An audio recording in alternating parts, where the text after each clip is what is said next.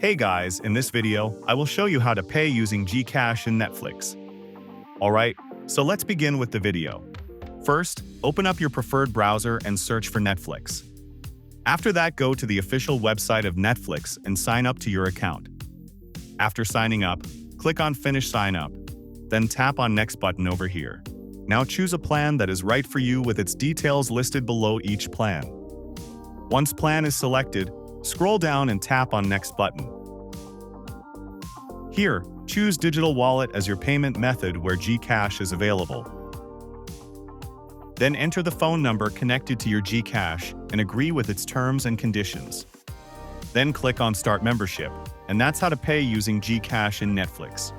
So that's basically how you can pay using GCash in Netflix. So that's all for this video.